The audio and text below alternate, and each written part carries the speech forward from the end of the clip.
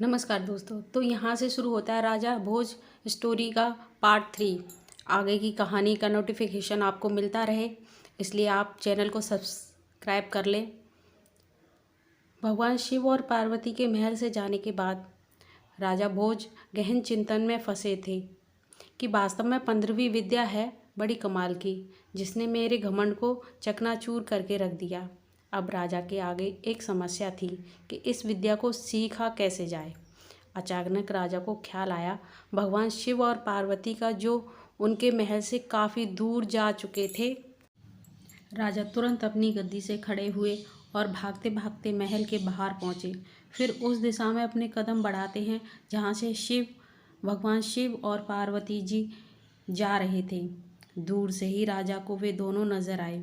उनके पास जाते ही राजा भोज भगवान शिव और माता पार्वती के चरणों में गिर गए और बोले, हे कृपा निधान, आप मेरी समस्या का समाधान करके जाइए। भगवान शिव, महाराज, आप तो 14 विद्या निदान शासक हैं, दूर दूर तक आपके नाम की छवि है, फिर आपको क्या समस्या हो सकती है। राजा भोज, हे कृपा निधान, वह मेरी बहुत बड़ी भूल थी, मुझे क्षमा करें। आगे से मैं ऐसी धारणा अपने मन में कभी नहीं लाऊंगा। भगवान शिव, तो अब बताइए आप मुझसे क्या चाहते हो। राजा भोज, हे भगवान शिव, मैं 15वीं विद्या सीखना चाहता हूँ, तो कृपया आप मेरा मार्गदर्शन करें। भगवान शिव, देखो राजन, यह विद्या सीखना इतना भी आसान नहीं है। यह बेहद कठिन परिस्थितियों भरा रहता है, जिसे सीखने की कोई समय सीमा नहीं है। न जाने से सीखने में कितना समय लगे, तब तक राज्य का कामकाज कैसे चलेगा। अच्छा यही होगा कि आप 15वीं विद्या सीखने का विचार अपने मन से निकाल दें। राजा भोज, नहीं नहीं महाराज, चाहे कितना भी कठिन से कठिन कार्य हो मैं करूँगा, चाहे कितना भी वक्त लग जाए मैं वक्त निकालूंगा, कृपया आप मुझे रास्ता दिखाइए। भगवान शिव जी, तो ठीक है, यहाँ से बहुत दूर हिमालय पर्वत के पास एक बहुत ही घना और भयंकर जंगल है। उस जंगल के बीच में एक सिद्ध पुरुष बाबा अमरा गुरु की कुटिया है। उस कुटिया को आपको ढूंढना होगा। इस बात का ध्यान रखना, जंगल में घोड़ा नहीं जा सकता, आपको घोड़ा जंगल के बाहर ही छोड़ना होगा और आगे का रास्ता पैदल तय करना होगा। वहाँ अमरा गुरु तपस्या करते हुए मिलेंगे। आप उनके चरणों में जाकर गिर जाना और 15वीं विद्या सीखने का अनुरोध करना। और हाँ, एक बात का ध्यान रखना, बाबा अपने स्वभाव से काफ़ी कठोर हैं। अगर बाबा तपस्या में लीन हो तो उनकी तपस्या भंग मत करना, नहीं तो वे आपको श्राप भी दे सकते हैं। इसलिए वहाँ बैठकर बाबा की तपस्या पूरी होने का इंतज़ार करना। अगर बाबा को दया आ गई तो वह आपको 15वीं विद्या ज़रूर सिखाएंगे। और इतनी बात कहकर भगवान शिव और माता पार्वती अंतर्ध्यान हो गए।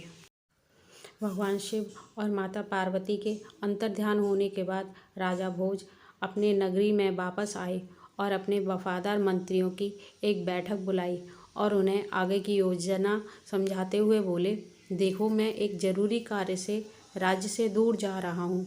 मेरे जाने के बाद आप सभी मिलजुल कर राज्य कार्य को देखोगे और प्रजा को कोई कष्ट ना हो, इसका विशेष ध्यान रखना, क्योंकि मुझे वापस आने में मालूम नहीं कितना समय लग जाए। इसलिए आप सब अपना अपना काम ईमानदारी से करना।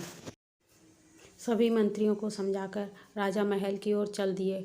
तो दोस्तों, राजा भोज की 2 रानियां थीं। एक का नाम था सत्यवती और दूसरी का नाम था भावनवती।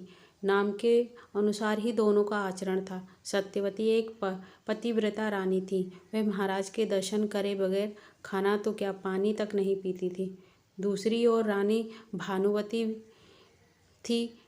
उसका इन बातों से दूर दूर तक कोई लेना देना नहीं था। कहने का मतलब, रानी भानुवती का चरित्र ठीक नहीं था। राजा भोज पहले रानी सत्यवती के कक्ष में गए और बोले, रानी, मैं किसी जरूरी कार्य से कुछ समय के लिए नगरी छोड़कर जा रहा हूँ। मालूम नहीं मुझे आने में कितना वक्त लगे। यह वक्त 1 वर्ष का भी हो सकता है और 12 वर्ष का भी, या फिर उससे ज़्यादा भी हो सकता है। इसलिए मैं आपको सलाह देता हूँ, मेरे पास वापस आने तक आप सावधानी से रहना। इतनी बात सुनकर रानी सत्यवती की आंखें छलक आईं और बोली, हे राजन, मैं तो आपके दर्शन किए बगैर पानी तक नहीं पीती। भला इतना लंबा समय मैं आपके बिना कैसे बिताऊंगी, जिसमें आपके आने की कोई समय सीमा भी निश्चित नहीं है। कृपया आप मुझे भी अपने साथ लेकर चलिए। राजा बोल, नहीं रानी, मैं आपको साथ लेकर नहीं जा सकता, क्योंकि मैं जिस कार्य से जा रहा हूँ वहाँ पर स्त्रियों का जाना वर्जित है। तो कृपया आप मेरे काम में बाधा न डालें। सत्यवती, महाराज, आप तो जानते हैं कि आपके दर्शन किए बगैर मैं भोजन तो क्या पानी तक नहीं पीती, चाहे मेरे प्राण ही क्यों ना चले जाएं। राजा भोज, ठीक है, इस समस्या का समाधान मेरे पास है। मैं अपनी एक तस्वीर इस दीवार पर बना देता हूँ। आपको इसको भोग लगाकर भोजन कर लेना। और राजा भोज ने अपनी हूबहू तस्वीर दीवार पर बना दी। सुबह हुई और राजा भोज चलने की तैयारी करने लगे। जाने से पहले राजा ने सत्यवती को अपने पास बुलाया और समझाते हुए कहा, देखो रानी, मैं जिस कार्य के लिए आपसे दूर जा रहा हूँ वह काफ़ी उलझन भरा रास्ता है। न जाने मेरे साथ क्या घट जाए और मुझे आपसे मिलने के लिए भी अपना परिचय देना पड़े। इसलिए मैं आपको अपनी मूंछ का बाल देकर जा रहा हूँ। इसको संभाल कर रखना, क्योंकि जब भी मैं वापस आऊँगा आपसे सबसे पहले अपनी मूंछ का बाल मांगूंगा। तो आप समझ जाना कि मैं ही राजा भोज हूँ, और यह बात गुप्त रखना, किसी को बताना मत। रानी ने मूंछ का बाल लिया और एक डिबिया में कैद कर उसे गुप्त जगह संभाल कर रख दिया।